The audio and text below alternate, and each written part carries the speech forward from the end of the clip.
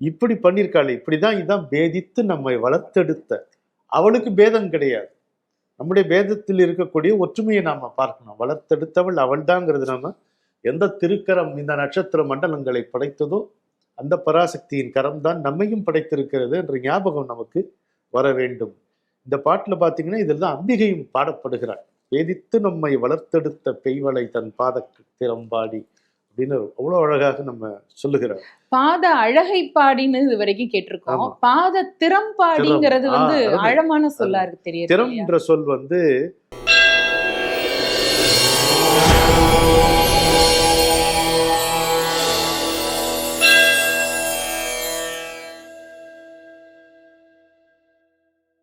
காதா குழையாட பைம்பூன் கலனாட கோதை குழலாட வண்டின் குழாமாட சீதப் புனலாடி சிற்றம்பலம் பாடி வேதப் பொருள் பாடி அப்பொருளா மாபாடி சோதி திறம் பாடி சூழ் கொன்றை தார் பாடி ஆதி திறம் பாடி அந்தமா மாபாடி வேதித்து நம்மை வளர்த்தெடுத்த பெய் வளை தன் பாத திறம் பாடி ஆடேலோர் எம்பார்.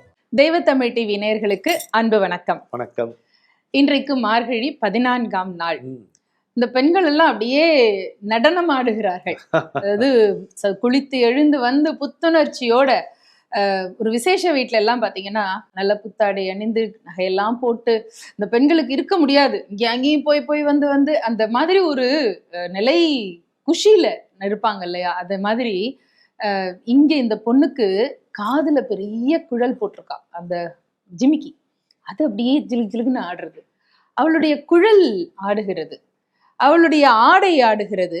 அந்த குழல்ல இருக்கக்கூடிய சூடி இருக்கக்கூடிய மலர் சரம், அந்த மலர் சரம் ஆடுகிறது. அந்த மலர் சரத்தின் மேல உட்கார்ந்து இருக்கக்கூடிய வண்டுகள் ஆடுகிறது. எல்லாம் அங்கேயும் இங்கும் அப்படி சந்தோஷத்துல துள்ளி குதிக்கிறது. இருந்தாலும் இத்தனையும் வெளியில இருந்தாலும் அவளுடைய நோக்கம் என்ன அப்படின்னா சிற்றம்பலத்தை பாடுவதுதான். அதாவது வண்டி சக்கரம் மேலையும் கீழையும் ஓடிக்கொண்டே இருந்தாலும் கூட அதனுடைய அச்சு அப்படிங்கிறது ஆன்ம தேடல் தான். இங்கே மாணிக்கவாசகர் நமக்கு சொல்லக்கூடிய செய்தி என்னன்னா, நீ எவ்வளவு வேண்டுமானாலும் உன்னுடைய புறத்தோற்றத்தை மாற்றிக்கொள்ளலாம், உன்னுடைய செயல்பாடுகளை மாற்றிக்கலாம், ஆனால் அச்சு, இந்த லகான், அந்த கயிறு, அந்த அடிப்படை இறைவன் கையில இருக்கு என்று. இதுல எனக்கு இன்னொரு ஒரு வியப்பான ஒரு சொல்லாடல், அம்பிகை என்ன செய்கிறாளாம், நம்ம எல்லாம் பேதித்து வளர்க்கிறார்களாம். உலகத்துல இருக்கக்கூடிய எல்லா ஜீவராசிகளும் ஒவ்வொன்றும் ஒவ்வொரு தன்மை. தாய்க்கு 10 பிள்ளை இருந்தாலும் 10 பிள்ளை மேலையும் அம்மாவுக்கு சமமான பாசம் உண்டு. ஒரு பிள்ளை ஒரு விதமா இருக்கும், இன்னொரு பிள்ளையினுடைய குணாதிசயம். அதை புரிந்து கொண்டு தாய் வளர்க்கிற மாதிரி இங்க இருக்கக்கூடிய ஜீவராசிகள் எல்லாவற்றையும் பேதித்து, இவன் இப்படித்தான், அவன் அப்படித்தான், அவனுக்கு தகுந்த மாதிரி அவனை வளர்த்தெடுத்து அவனுடைய குற்றம் குறைகளை நீக்கி ஆட்கொள்ளுவதற்கு அப்பனும் அம்பிகையும் தயாராக இருக்கிறார்கள் என்று மிக அழகாக பாடுகிறார் என்று நினைக்கிறேன்.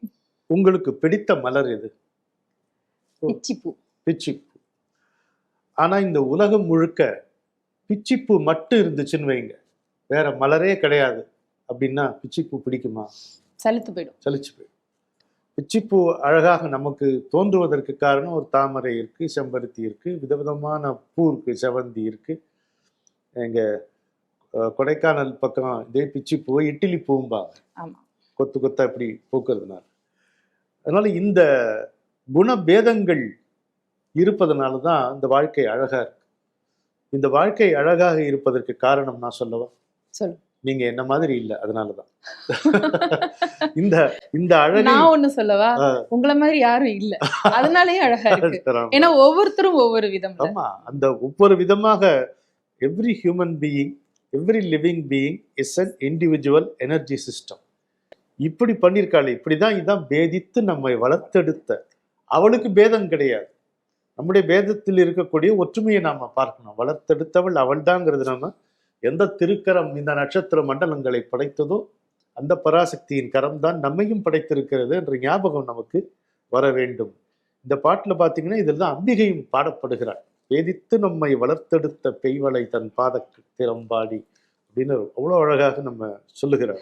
பாத அழகை பாடின்னு இது வரைக்கும் கேட்டிருக்கோம். ஆமா. பாத திறம்பாடிங்கிறது வந்து அருமை. ஆழமான சொல்லா இருக்கு. தெரியும் திறம் என்ற சொல் வந்து சில பேர் எஃபிஷியன்சின்ற ஆங்கில சொல் பொருந்தவே பொருந்தாது. திறம், ப்ராவஸ் அப்படின்னு ஒரு வார்த்தை இருக்கு. ஓரளவுக்கு அது கிட்ட வரும். சில தமிழ் சொற்களை நீங்க மொழிபெயர்க்கவே முடியாது. அறம் மாதிரி. அறம் மாதிரி. ஆமா. இதுல இன்னொன்னு பாருங்க. காதார் குழையாட பைம்பூன் கலனாட கோதை குழலாட வண்டின் குழாமாட, இவ்வளவு சொல்றாரு. அதுல எனக்கு ஒரு பாட்டு ஞாபகம் வருது. எம்பாட்டு ஒண்ணு ஞாபகம் வருது. அது முதல்ல சொல்லட்டுமா? சொல்லுங்க. ஓலக்குடு சையிலே அடியம்மாடி ஒய்யார பொண்டுகளா, ஒய்யார பொண்டுகளா அடியம்மாடி ஒய்யார கொண்டகளா,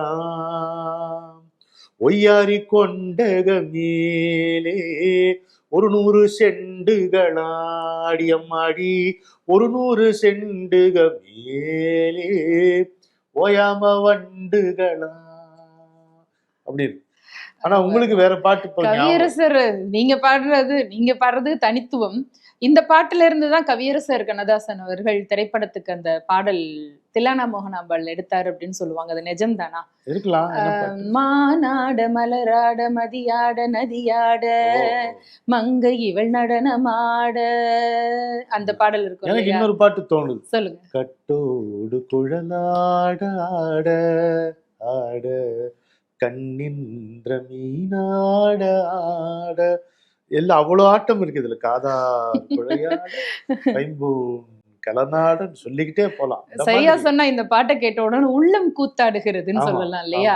ஒரு சின்ன பெண் பிள்ளை அப்படி அழகா அவள் வந்து அலங்காரம் செய்து கொண்டு அவ்வளவு ஒரு சர்வ அலங்கார பூஷிதையாக அப்படி வர்ற போது பார்க்கிற பொழுது ஒரு தெய்வீகமாக இருக்கும் இல்லையா? அந்த காட்சியை நம்ம கண் முன்னால கொண்டு வர்றாரு. அப்படியே வண்டின் குழாமாடங்கிறார். குழாம்னா கூட்டம். கூட்டம் வேறு, கும்பல் வேறு. அருமை. ஒருங்கிணைஞ்சு வருது வந்து ஒத்த உணர்ச்சிகளோடு சேர்ந்து வருதுதான் வந்து குழாம். நண்பர் குழாம் சொல்றோம்.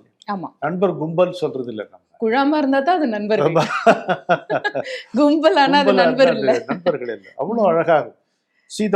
சீதம்னா குளுமை. இந்த சொல்லு நம்ம. தார்னா மாலை. தாரமர் கொன்றை. தாரமர் அது ஒரு மாலைக்கு அப்படி பேர். தாருங்கிறது ஆண்டாள் மாலை மாதிரி இப்படி நேரடியா பெருமாளுக்கு போட்ட. கோதை பூமாலை. பூமாலை சாதாரணமா மாலைங்கிறது முடி போட்டிருக்கோம். இந்த தாருங்கிறது நேரடியாக அப்படி இருக்கிறது சொல்லுவாங்க. ரெண்டு பேரும் சேர்ந்து இருக்காங்களே. ஆமா ஆமா, இதுல அப்படி இருக்கலாம், அதனால தவறு இல்ல. ஞான பூங்குழலிங்கிற அம்பாளுடைய அந்த திருநாமம் இந்த இடத்துல எனக்கு நினைவுக்கு வருகிறது. ஞான பூங்குழலி. அந்த குழல்ல வந்து இப்ப நம்ம எல்லாம் வந்து தலைக்கு தைலம் தடவுறோம், அதை தடவுறோம், எல்லாம் பண்ணாலும் 2 நாள்ல மறுபடியும் அந்த வாசம் மாறி போய் விடுகிறது. ஆனால் ஞான பிரஸ்னாம்பிகைன்னு வடமொழியில அந்த திருப்பெயர். ஞான பூங்குழலி என்பது அங்கே அம்பாளுக்கு ரொம்ப பெயராக காலத்திநாதருடைய அம்பிகை அவள் என்று நினைவுக்கு வருகிறது. ஒரு பாடலை ஆரம்பித்தால் அது எங்கெங்கேயோ போய் அப்படியே வந்து நம்மை சிவானுபவத்தில் கொண்டு வந்து நிறுத்துகிறது அல்லவா? இதுல இன்னும் நம்ம பயணப்படத்தான் ஆசை வருகிறது, மனமும் ஆடுகிறது. நாளை சந்திக்கலாம். நன்றி.